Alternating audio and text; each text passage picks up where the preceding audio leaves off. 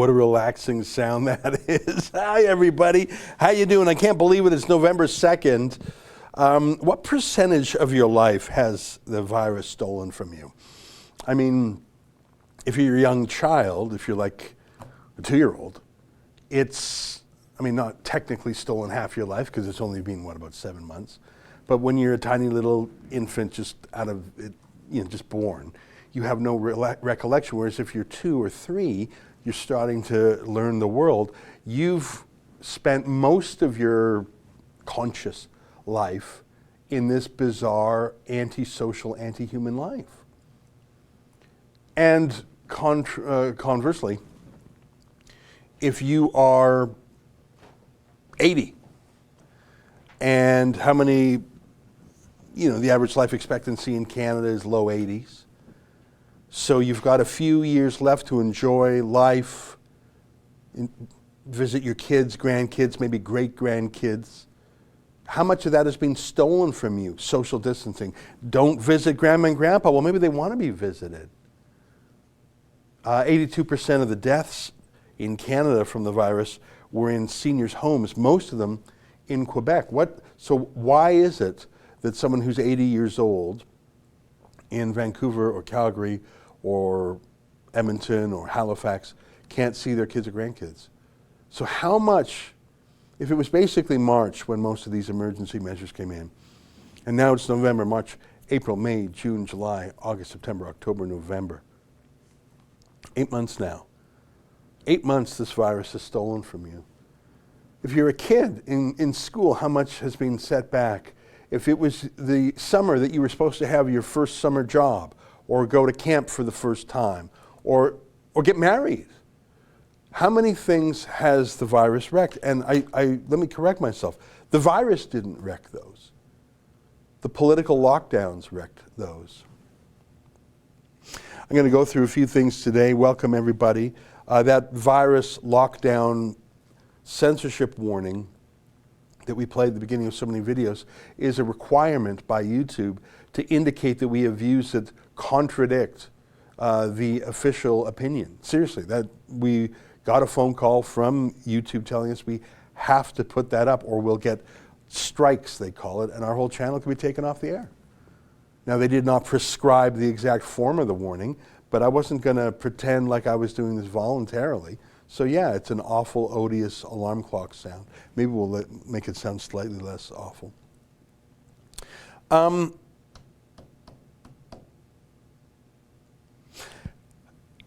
I saw some good news from Washington, D.C., of all places. No, I'm not talking about the U.S. election. I'm talking about a visitor there, Nigel Farage,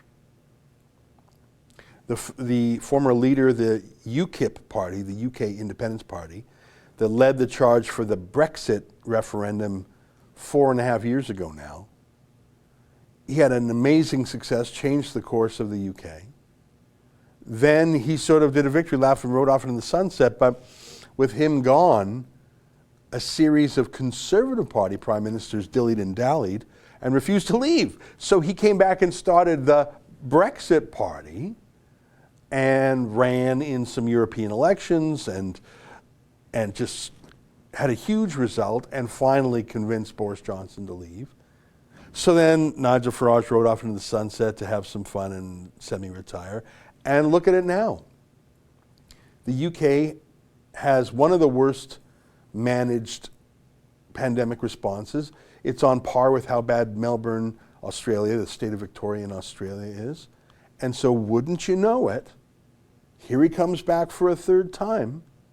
Nigel Farage is launching his third political party called Reform UK. Do we have any viz of that? I think it was announced in, was it the Daily Telegraph or the Times of London?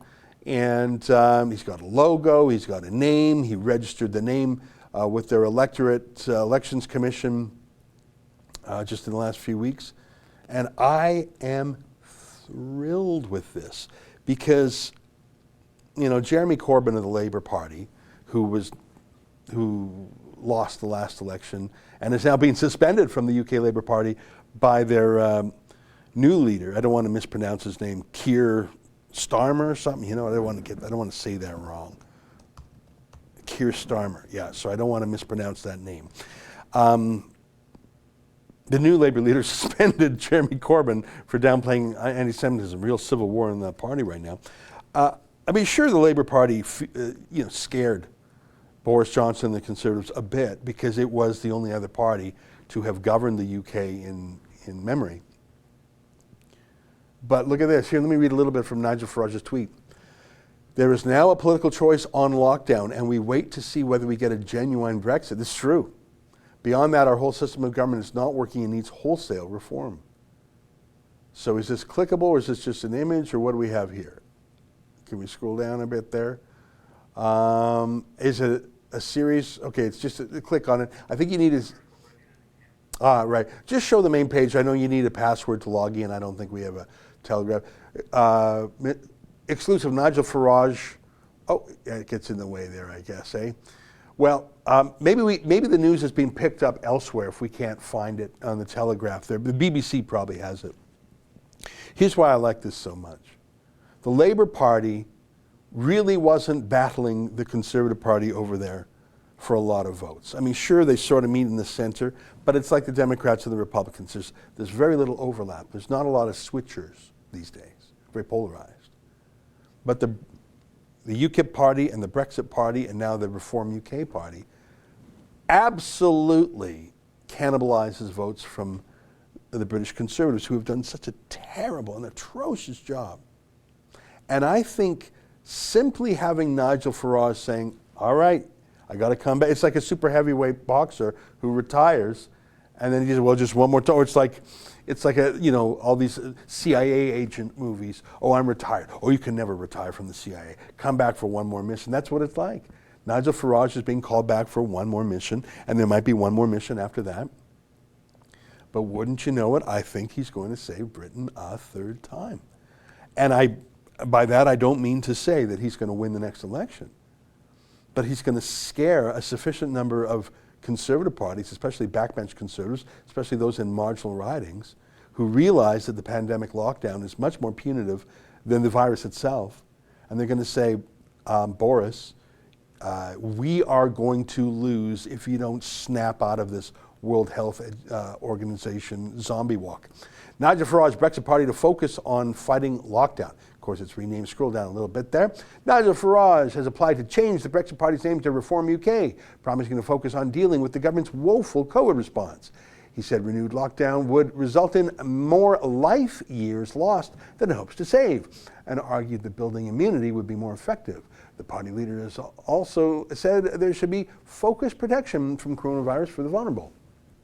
But Boris Johnson will tell MPs later there is no alternative to lockdown. From Thursday, pubs, restaurants, gyms, non-essential shops, and places of worship in England will close for 4 weeks in an effort to stem the increase of infections. The House of Commons vote on the measures on Wednesday, with the Prime Minister outlining his plan to MPs on Monday. Several Conservatives are expected to oppose the lockdown, including Sir Graham Brady, chairman of the 1922 Committee of Backbench MPs, and former Cabinet Minister Esther McVey. Labour will back the government, of course they will. Although leader Sir Keir Starmer says it is bringing in the restrictions later than should have been the case. On Sunday, the UK recorded 23,000 new confirmed cases of coronavirus, and I can't see that number is at 52 deaths within 28 days of a positive test. 152, thank you. I won't keep reading, but I think that's going to scare some of the Tories straight. And isn't it the truth that the Labour Party is now indistinguishable on this topic from the Conservatives? Or maybe it's more accurate to say the Conservatives are indistinguishable from Labour. All right, well, I wanted to tell you that news. And unlike in Canada, and I'd say America, the media is extremely pro-lockdown too. In the UK, you have a competitive media to begin with. I mean, the UK, Fleet Street, they used to be on Fleet Street, now they're no longer there. Other than Hong Kong until 6 months ago, I think that the UK had the most competitive newspaper market in the world. I think that's true. More than New York. I think Hong Kong would be the only comparison. Of course, that's over with China conquering the place. So you have a sense of competition amongst the media.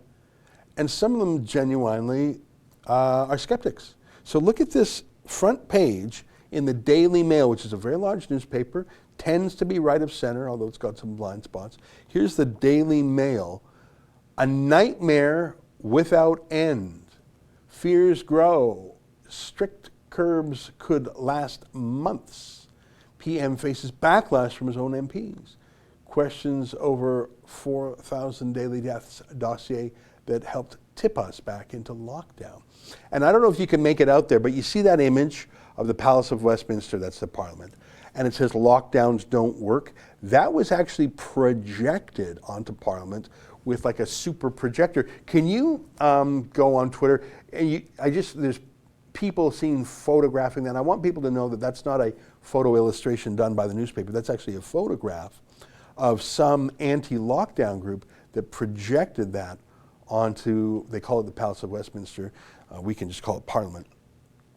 So the fact that there is sort of an organized resistance there now has a would-be political leader in Nigel Farage. You have a major newspaper like the Daily Mail weighing in.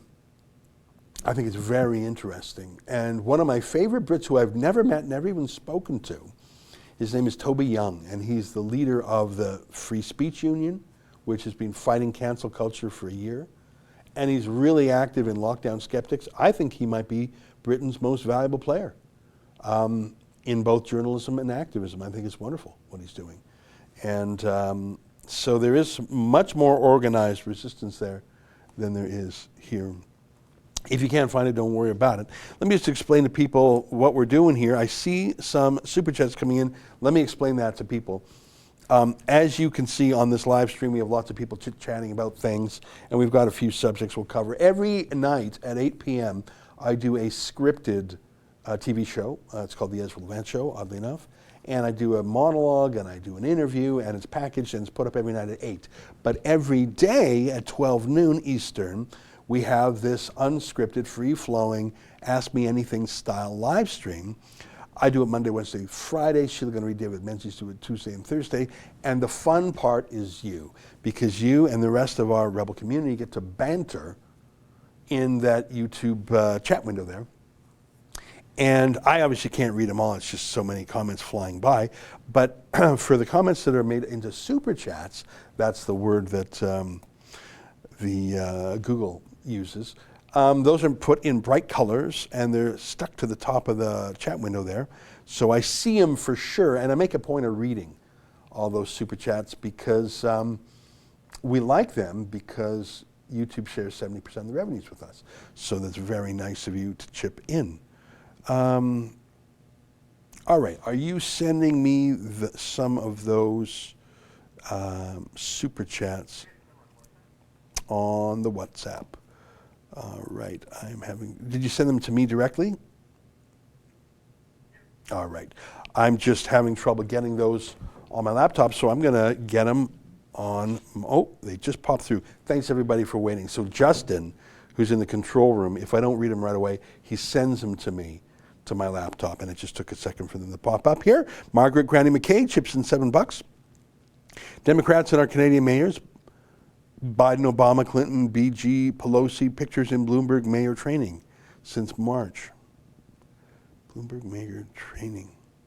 I don't know exactly what you mean by that, but I think the irony is if any Canadian conservative has anything to do with the United States, it's, oh my God, you're a creature of the Republican Party, a Yankee, go home, colonial, you hate Canada. But the Liberal Party is completely interwoven with the US Democrats, and the media doesn't care, and the Liberals are proud of it.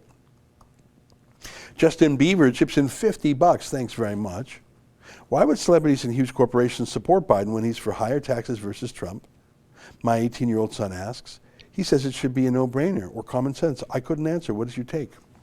Well, I mean, take Lady Gaga the other day. I think Lady Gaga is a very talented musician. I think she's a shock jock in her own way. I can never get out of my mind the image of her at a spirit cooking. I won't, if you don't know what that is, don't look it up. And I think she craves, she's got money and she's got fame, but she's a singer, right? She's an actor too, and not bad. I think she's very talented. I really liked her in, where was that, A Star Is Born. I thought it was a great movie. And I think she really underacted, which is good because she's over the top so much. But when you got a lot of money and you got a lot of fame and you got a lot of influence, but you're regarded as just, well, you're just a singer, you're just an entertainer, you crave, I think, a couple of things. First of all, you crave to be known as meaningful. You crave to be known as thoughtful, for justice, for principles, not just for money, not just for how many hits did you have, what did you do. So I think she craves, I'm using her as an example. Can you find her little video, which I thought was quite something? She made a video, I think she was trying to be some Trump deplorable. It's quite something. And I think she's craving a reputation of being more thoughtful than maybe she is. And of course, if you're in with the in crowd, in Hollywood, in entertainment, in the industry, it's all Democrats. So if she's going to express herself, of course she's not going to be for Trump. You do that, that kills your career. You're marginalized immediately in social media. Look what they did to Ice Cube, the black rapper who just said, well, I approached both campaigns, only Trump responded to me. Oh my God, the racism directed at him by the Democrats was shocking.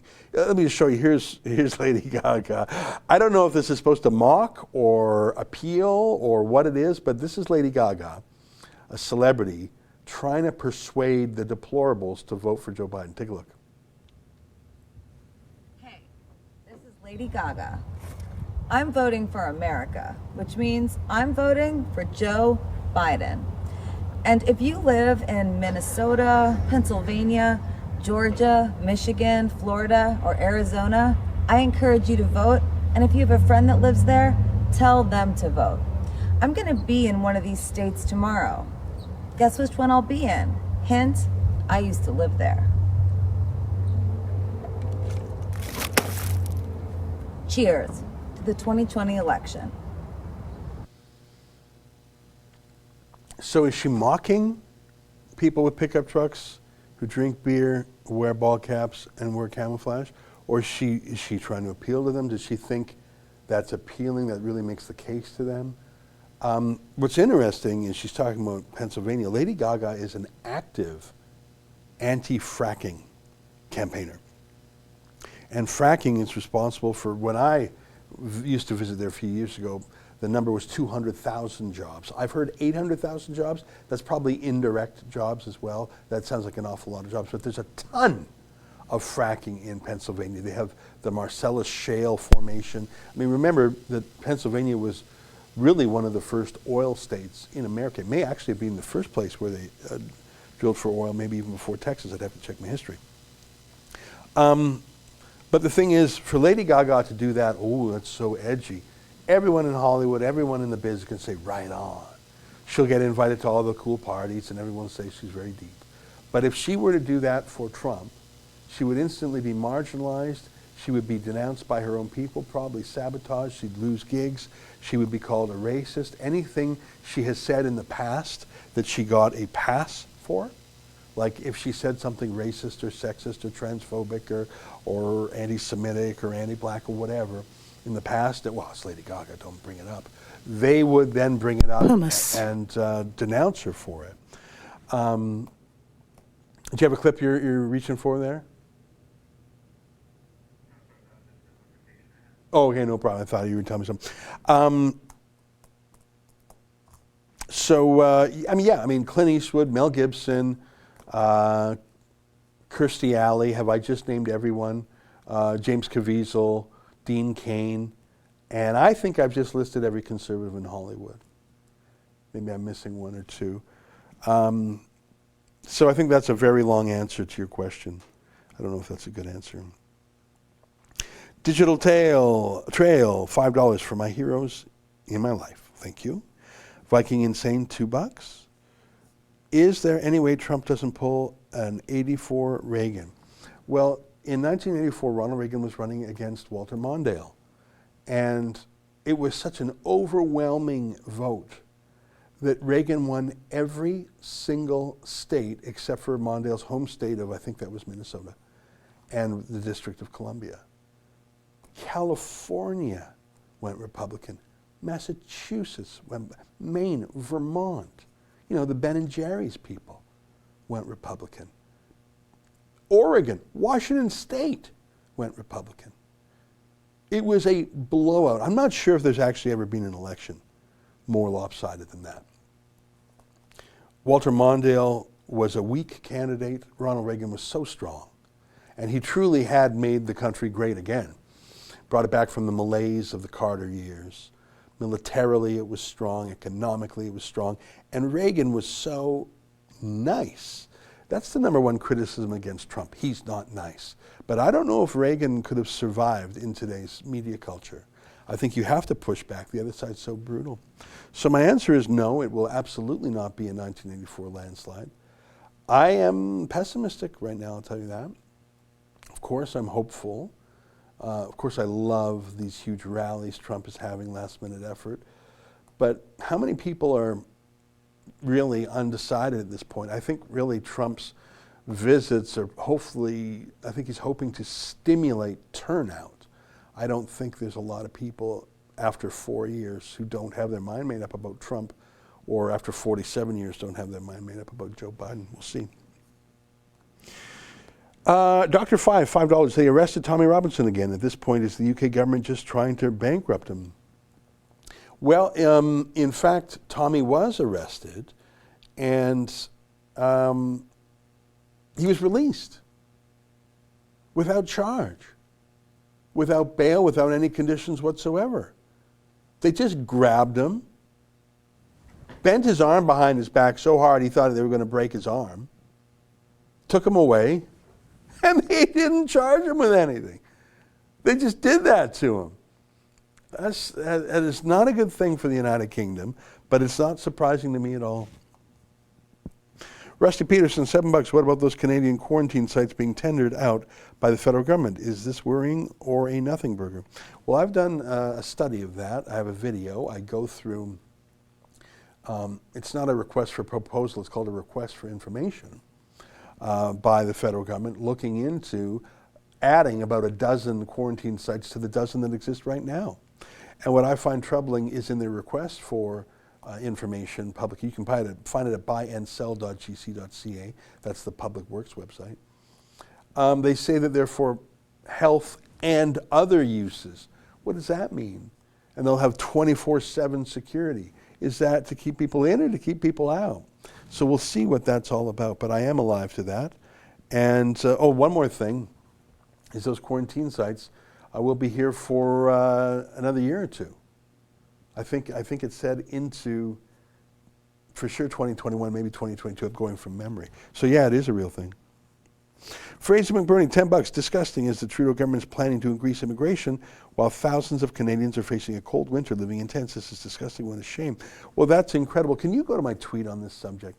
So on a Friday afternoon, which is where you announce news you want buried, on a Friday afternoon before the U.S. election, it's a double buried kind of day, Trudeau's immigration minister, Mendocino is his name, announces 1.2 million new migrants, half of whom will not be economic in any way. They'll either be refugees or otherwise on government assistance.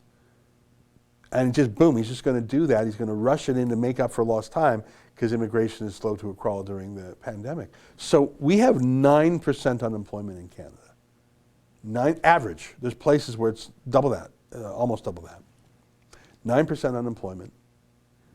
We've just been talking about lockdowns in the UK. Lockdowns are coming back stronger in Canada too. Some people are still worried about the virus. All right.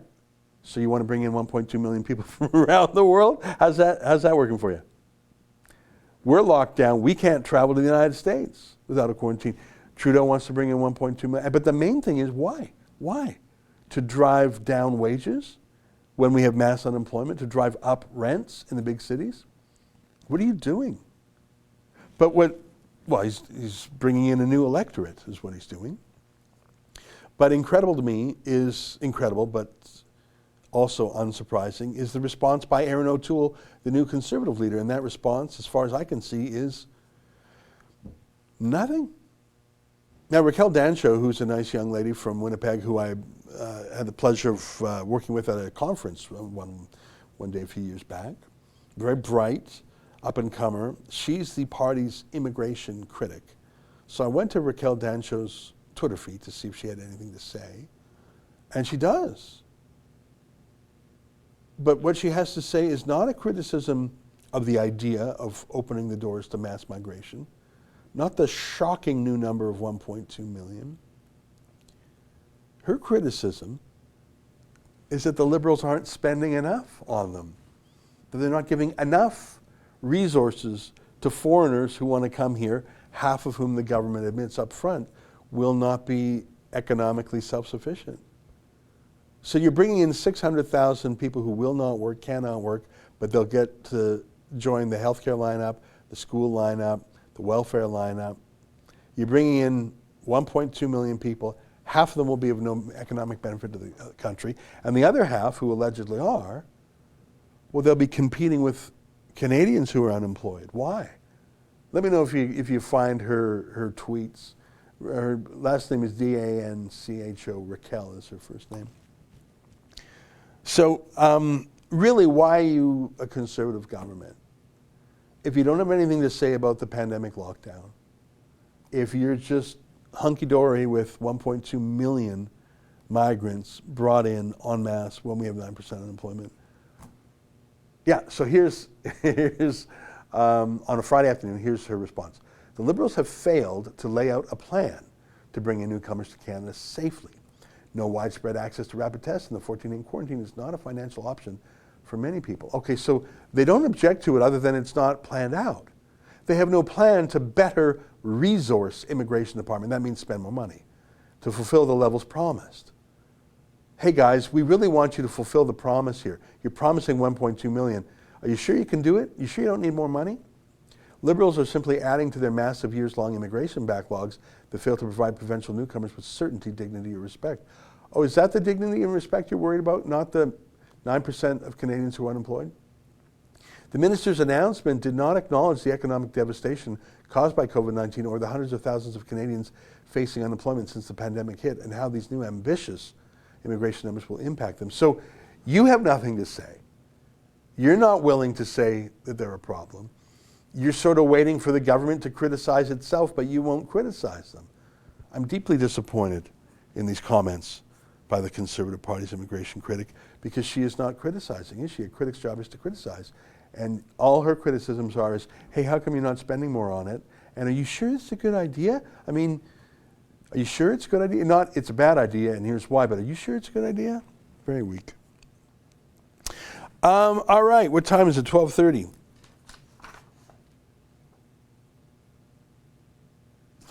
I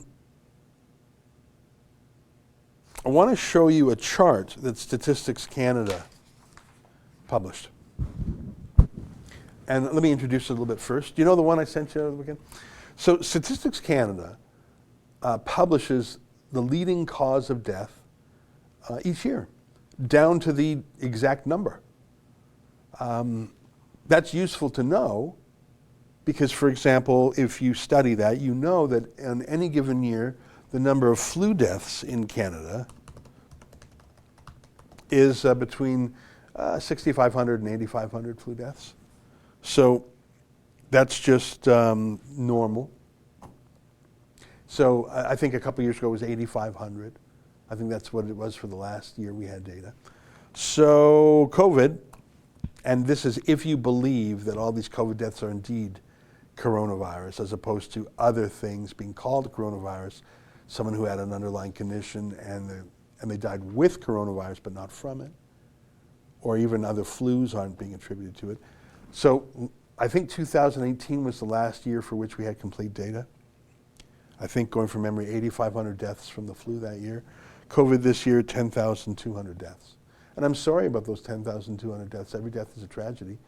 But every single year we have 6, 7, 8, 9,000 deaths from the flu.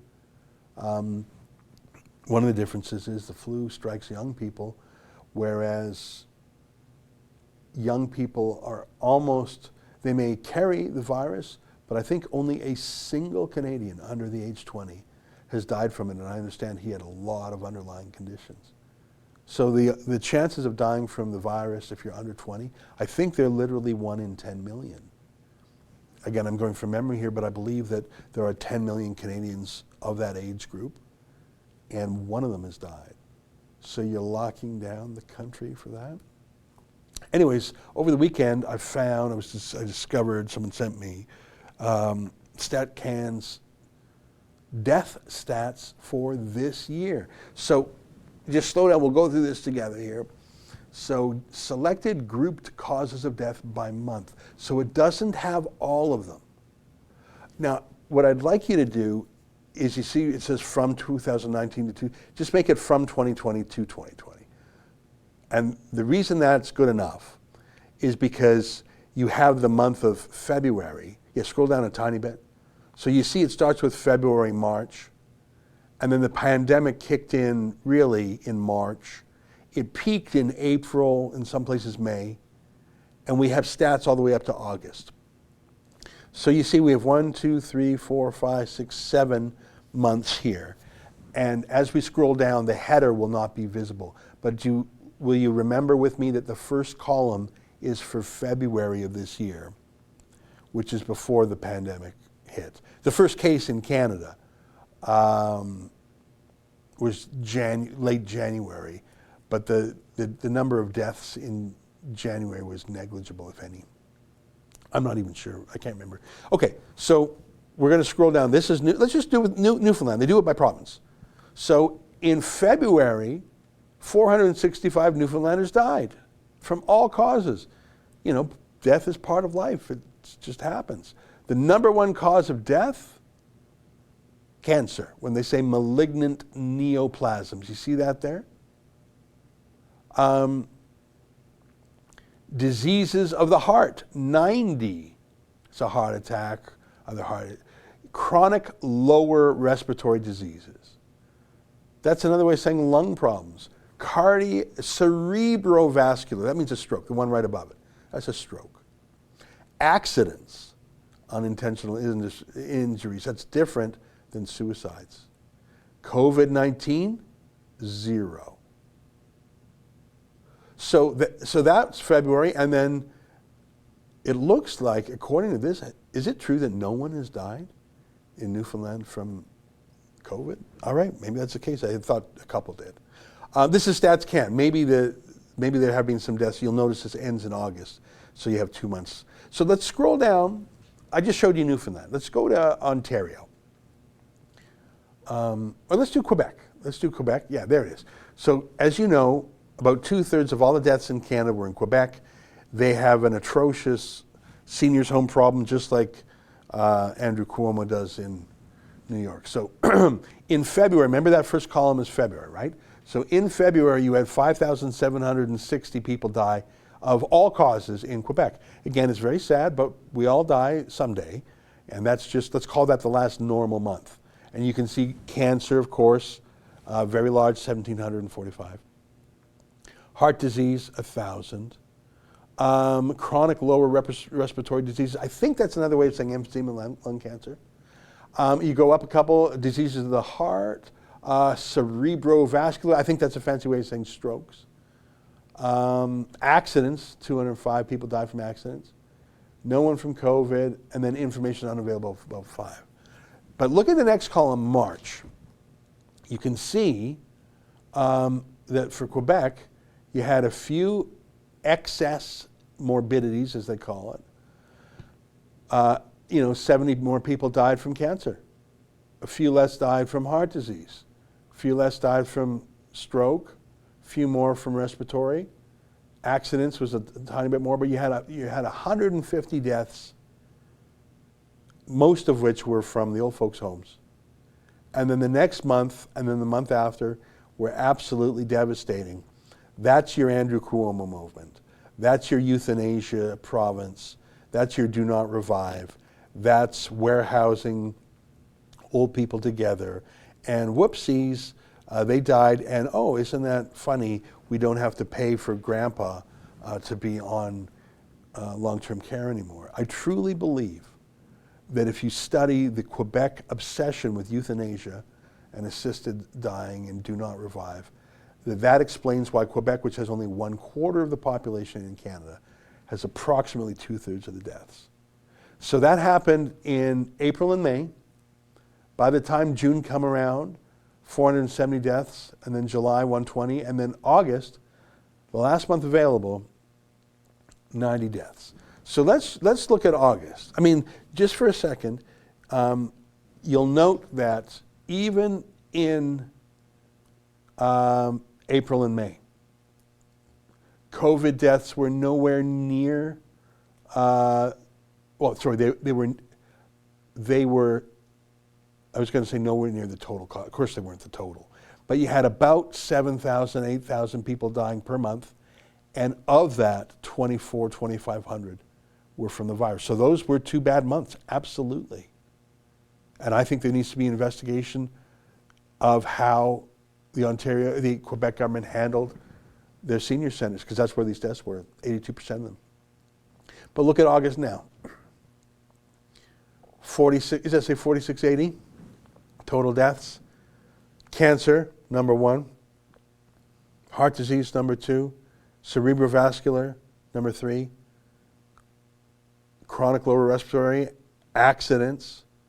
COVID's beneath accidents. And again, this is assuming that the COVID reporting is accurate and they're not mischaracterizing things to pump up numbers for political purposes. I have no evidence either way, but we know that it's an extremely loose definition. So there were 2 awful months in Quebec. And as you know, the vast majority of those deaths were in seniors' homes. We need to know what happened there. It is inaccurate to say that simply being old is what caused those deaths. Being old and in a senior center was the characteristic. Let's scroll down just a tiny bit more to Ontario. You'll see that the Ontario numbers never got as bad. Like I say, Quebec had literally 2/3 of all cases. So let's just go to the COVID stats. There was no COVID deaths in Ontario in February. There were 80 in March. April was the worst month. It peaked in April, again, seniors' homes. It fell in half almost the next month.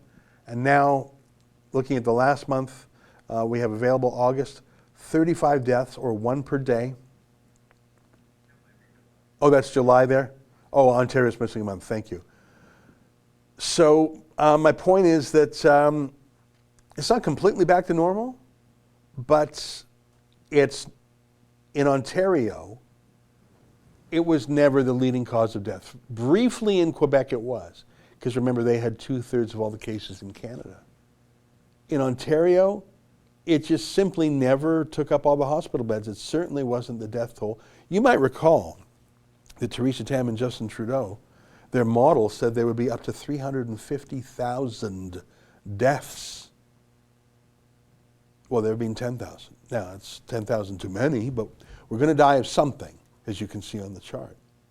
Likely cancer, a stroke, or a respiratory disease. All right, I wanted to show you that because I'm trying to get the stats. I'm trying to get the stats on drug overdose deaths and suicide deaths. We saw accidents on there. I'm curious why suicides weren't broken out. Because if you go to Stats Can's normal page for deaths, and the provinces have this too, maybe I just need to do more research. They get extremely granular. By that I mean they will tell you the details. I think I might have even seen a leprosy case. Maybe I'm imagining that. I think they had a category for leprosy, but they'll show you TB, a death from tuberculosis. They'll show you that a single death from something. They mark it, they keep track of it. I want to find out what the deaths by suicide were and what the deaths by drug overdose. And I understand that in Ontario, literally hundreds of thousands of examinations and surgeries for lower level maintenance style healthcare. Do you have cancer? What's this lump in my breast? Do I have cancer? What's going on here? I need an exam. All the regular medical care that was canceled because of the pandemic. How many deaths are coming from those? As Nigel Farage says, and as the Daily Mail says, for every death from the virus, there are many more deaths from the lockdown. Alas, we have a federal conservative government that neither opposes on the pandemic lockdown or opposes on mass immigration. Their only opposition is, hey guys, can you give more resources to it?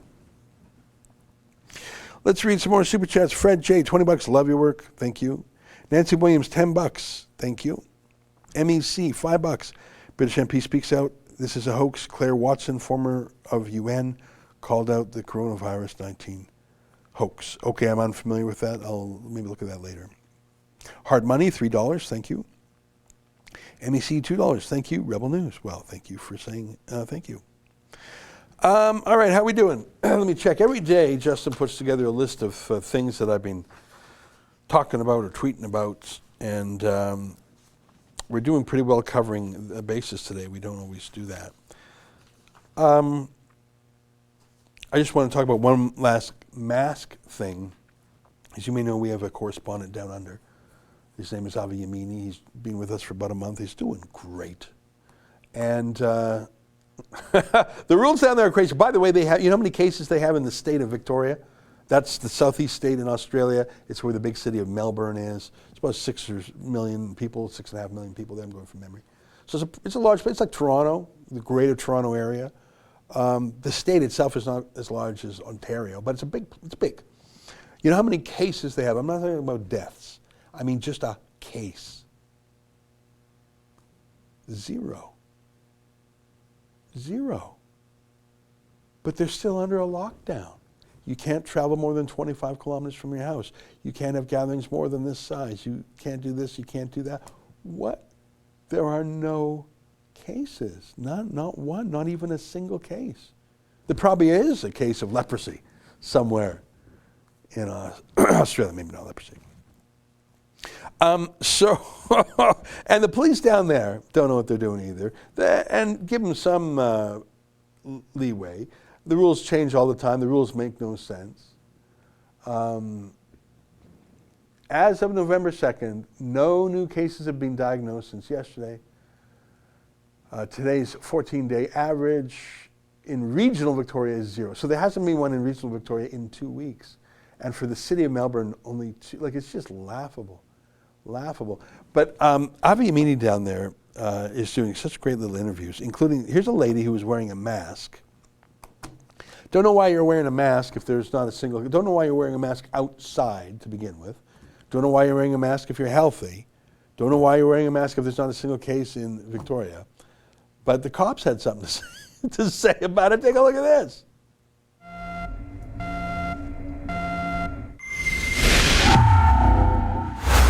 What have you been pulled up for? Apparently this is not a good enough mask, which I know it is. Goes around my head, Me too, covers, made me take it off. covers tucks in. It's not Made you take your mask? I had to take off my mask. Hold on. So you were wearing a mask and they made you take it off? Because it's not good enough, but he would prefer me to spread the deadly contagious virus with no mask. So, Did he book you for no mask? no, I've got an exemption, but he didn't even ask to say it. Oh, so he said you have an exemption, so you can't wear something like that with an Yeah, exemption? this one. Oh, a bandana. Yeah. But it, Starting to all make some sense. 2 weeks ago that we were allowed to, because it stopped the virus, and the numbers went down. But now, the virus is spreading. Hold on, no, we can't be spreading fake news. COVID learned how to get past these sorts of... Yeah, pretty much. And look, they're not socially distanced, so why should we? Snood, fitted buff or fitted gator is allowed. DHH's website. Bro, read the fucking DHH website. What does it say? What does it say? Definitely not my bro. What does it say on there? Let's have a read together, Avi. It says, however, a fitted snood, fitted buff or fitted gator is allowed. The emphasis is on fitted. Does this look fitted around my head? I can literally see your mouth. So, are you getting a ticket? That's great. I'll take it to court. You're getting a fine? Yep. You're going to have to join fightthefines.com.au. I think that we've got you here. I sure will. I couldn't quite tell the accent. He's calling that a gator, right? It's basically like, well, you could see what it was. And he was reading from the website, fitted, as in not loose. It was fitted. And the cop says no. And what did he get? Did we hear what the ticket was? Was it $1,652? I think that's the standard ticket they're getting down there. He's outside anyways. I don't know if there's been a single case of transmission through casual contact outside that's ever been recorded. I mean, I'm sure there has been a case, but it's just not a thing. It's like people under age 20. One in a million, 1 in 10 million. It's statistically insignificant compared to, I showed you the Ontario stats. Accidents, crossing the street is more dangerous. That's what the stats say. Imagine giving tickets. Those police I use the phrase, they're murdering their reputation. Well, we've covered a lot of ground, but we haven't talked about the most heavy thing on my mind, and maybe it's on your mind too. And I'm talking about the U.S. presidential election and the congressional elections and those senators who are up for re-election and governors or whatever. It feels extremely momentous to me. Everyone says this is the most important election, yada, yada. It's not always true. I'd like to invite you to watch my show tonight at 8 p.m. I make the case that for much of the Cold War, there were differences in degree between the Republicans and Democrats, but they were basically aligned on core principles. For example, containing the Soviet Union. I mean, don't forget it was Kennedy who blockaded Cuba, helped the Bay of Pigs invasion. It was Democrats who went to war in Vietnam. And I'm not blaming them for that. I'm just trying to make the case that Republicans, Democrats, what was the huge difference? Sometimes you had figures like Ronald Reagan who really showed a major difference, but was there a really big difference between Gerald Ford and, I don't know.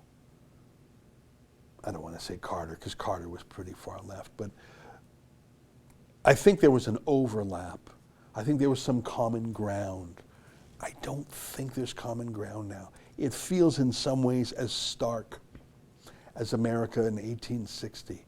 And it feels like it's coming apart. And we've even had the low-level violence that feels like a little proto-Civil War. And through most of the Cold War, the concept of MAD, mutually assured destruction.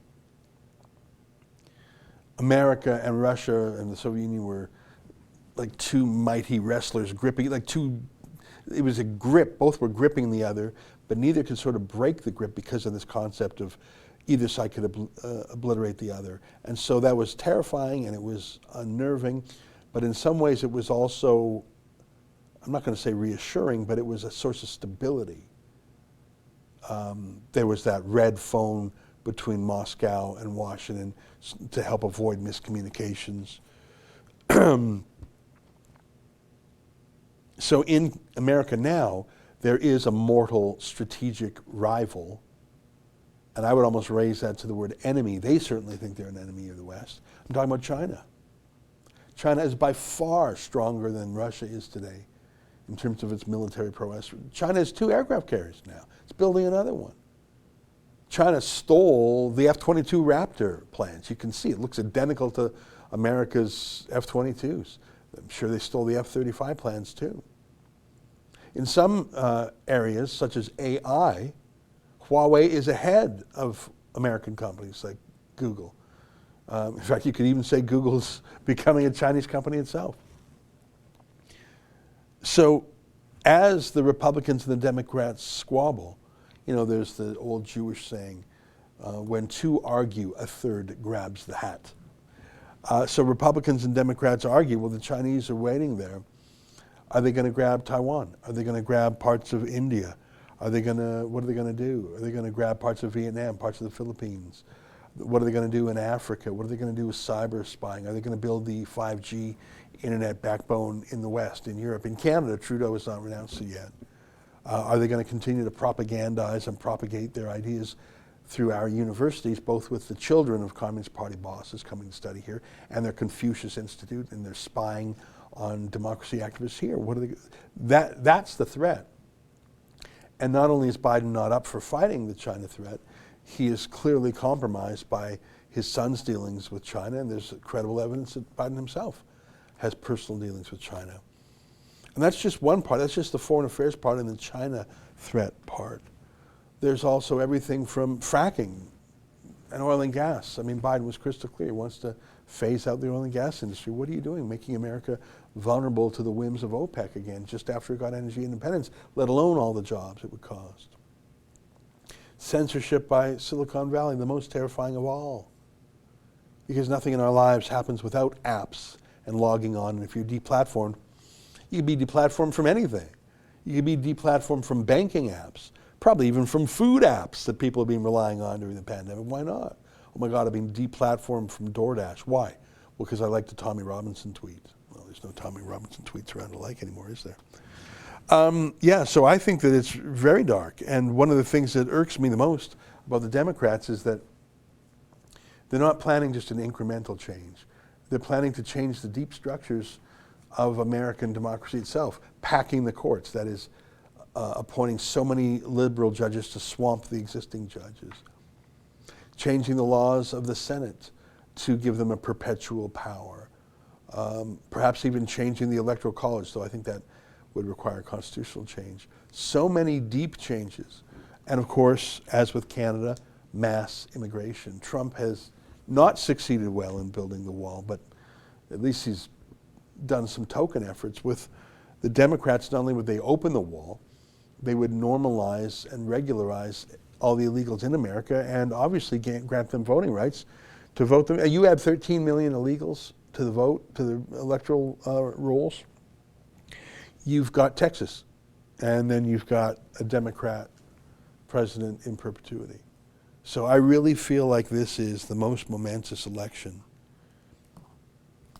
since the 1860s. I mean, yes, America was in dire jeopardy in World War II, but that after Pearl Harbor, America was united. There was no difference, meaningful difference between the Republicans and the Democrats after Pearl Harbor.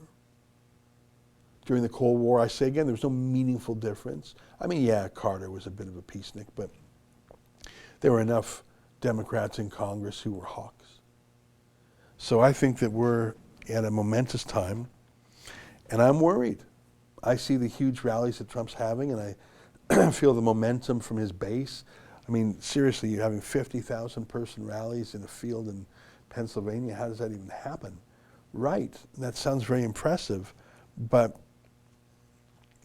the polls I see out of Pennsylvania, can you go to Real Clear Politics, latest polls? There's a website called Real Clear Politics, or RCP. And they have a compilation of polls. And they don't judge them, they just put them all there, and they let you judge. And they show you who's up, who's down in the battleground states. Do you need me to send you the link for that? You got it? And there's some bright spots in there, Iowa. So yeah, so click on battlegrounds. Click on the word battlegrounds there. Oh, it's not letting you do that, is it?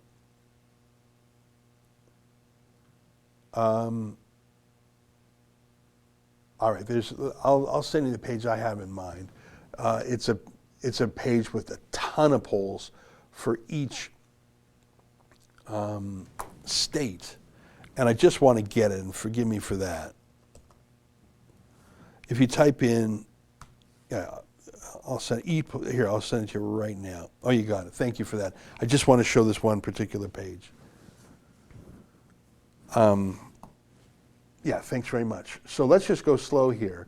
General election, Trump versus Biden. Who cares? We're not interested in general polls, right? How about Pennsylvania? All right, it looks like there's some movement towards Trump. The Susquehanna poll puts him up 1. Trafalgar Group poll puts him up 2. They say Trafalgar Group poll is sympathetic to Republicans. Because look at that. There's a Monmouth poll. Biden's ahead by 7. Which do you trust there? Pennsylvania, Biden's ahead by 3. Rasmussen is regarded as Trump friendly. Ohio, Rasmussen up 4 points. Rasmussen's always sympathetic to the president. Okay, go to yesterday's polls. Florida, Susquehanna, Trump's up 1. St. Pete polls, Biden's up 1. Oh my God, could it be closer? Then there's ABC News, Trump up by 2. But then look at these ones, New York Times, Emerson and Rasmussen. Biden's ahead, including as much as 6. And these are all on Sunday. So do you see what we're doing here? We're going through every single poll by date. Thank you for finding this page. It's a great page, isn't it? Okay, let's go to North Carolina. Trump's up by 4, tie, Trump's up by 2. Okay, that's hopeful. That's hopeful. Pennsylvania, some more. Biden, Trump, Biden. And then look at those ones a little bit below there. Big Biden leads in Pennsylvania. That's scaring me. Okay, there's a couple for Georgia. Trump up 2, Trump up 1. That's very important. Trump's got to hold Georgia. Michigan, boy, I wish that would come true. The Trafalgar Group says Trump's up by 2 in Michigan, but do you see my point, how they're an outlier, they're sympathetic to Republicans? I'm not casting aspersions on their methodology. I'm just saying I can see that you've got a whack of polls from Michigan. Reuters, Mitchell, Epic, Emerson, Insider Advantage, and they're all saying Biden from 2 to 10 points, and you're saying no, Trump plus 2? I'm a skeptic, because you got to be a skeptic. Now, Iowa, that looks good to me. 2 polls, Emerson and Insider Advantage, Trump up by 1 and 2. That's hopeful. Wisconsin, look at that. That's heavy Biden numbers. Plus 10, plus 11. Ohio, Trump plus 5. Again, it's a Trafalgar Group. I'm going to discount that, right? Arizona, single-digit leads from Biden. Texas is a tie, according to Emerson. The fact that that can be there shows how scary things are. That would be like saying California is a tie. If you lose Texas, you'll never be president again. Some other ones that are not particularly interesting. Yeah, I mean, so we're way back 2 days ago. You can see some movement, right? You can see some movement in Pennsylvania in particular. Go right back up to the top, because I haven't actually looked at today's polls until right now. Yeah, right at the top there. Yeah, Monday, November 2nd. So the general election, who cares? That's not how you count your president. Pennsylvania, the fact that Susquehanna says Trump's up by 1, I find incredibly encouraging. But look, that's margin of error time. You've also got Monmouth and Rasmussen saying, no, Biden's winning it. What do you think is going to happen in Pennsylvania? He's had these massive, massive rallies there, so many of them. But is he just getting the Trump diehards to show up? I mean, it's impressive. 50,000 people in the field, miles of Trump trucks with flags. It's impressive. But if you got 100,000 super hardcore fans like that in a state of, how many people in Pennsylvania? I'm going from memory. It's about 10 million, 15 million. It's about the same size of Ontario. I'm just going to check here. Pennsylvania population. I think it's about the size of Ontario. Yeah, it's 12 million people, 13 million people, almost exactly the size of Ontario. So you get 100,000 people showing up. Woo, that's pretty cool. So that's not even 1% of your people. And I think that Trump people are fired up. They're fired up because they know the stakes. They're fired up because Trump had a good election. Sorry, a good debate, his second debate. They're fired up because they like to be with other Trump people and not be shy and ashamed like the public media makes them to be. But you know what? You have 4 rallies, and let's say you have 250,000 people showing up. All right, I'm impressed with the raw numbers. No doubt about it. And each one of them will probably talk to a few more. And they'll show up. But you know, you're in a state of 13 million people, mate. Now, maybe it's just about stimulating your enthusiasts to go to the polls. Maybe if your side's revved up, they'll go to the polls, although that could rev up the other side. I don't know. I do not know. I do know only one thing, and that is tomorrow at 6:30 p.m. Eastern Time, I will be sitting in this chair, and we will have friends across the country and in the United States. Ben Weingarten from Claremont Institute will be our resident expert, and we'll be having a live stream tomorrow night from 6:30 p.m. on. First polls close in Florida at 7 p.m. Eastern, so we'll be in the chair here for half an hour before that, and then we'll be here as long as it takes. I mean, not forever, but are you ready to go to like 1 a.m.? Yeah, me too. I've stayed up later than that. In 2016, I did not want to go to bed until I knew for sure that Trump had Florida. So that's it. Do I have any super chats? Let me just wrap them up and then we'll get out of here. Margaret Granny McKay, $7. Mayor Bonnie Crombie, Twitter, April 16th. Training for Canadian mayors, Hamilton mayor and Winnipeg mayor on Twitter. Oh, now I know what you mean. Yeah, all these Canadian mayors are taking part in these weird things in the States with leftists. Bloomberg, I know what you're talking about now. And also with the Rockefeller brothers. Again, it's colonization of Canada that would not be allowed if it was on the right. Megan Doak MD, $5. Ezra is Canada's only real reporter, and I've learned more from him than all other news channels combined. I love you, Rebel News. Well, that's awfully nice of you to say. Of course, it's a team effort here, even just on this live stream. My friend Justin works the control panel, and every day we have journalists from Dre Humphrey in the West Coast to Kian and Sheila in Alberta to here in Ontario. In fact, today Andrew Chapados is down there in Michigan. He's going to cover the Trump rally this afternoon. We have Tamara Ugolini in Coburg. Of course, David Menzies just everywhere in Ontario all at once, so we're doing great. Raheel Raza is doing videos with us these days. We're just giving her. So I thank you, and I indicate that we are a team effort. My clock says it's 1:02 p.m. I thank you for participating. Those of you who super chatted, thanks for doing that. I'll be back tonight at 8 p.m. with my regular show, and tomorrow night at 6:30 p.m. Eastern Time for our election night live stream. Do we have a dog video today? We do. As you know, we like to end the show with a dog video curated by Justin. It tends to make us feel better, and I hope it does for you too. So I'll say goodbye until next time on behalf of all of us here at Rebel World Headquarters. Keep fighting for freedom. River,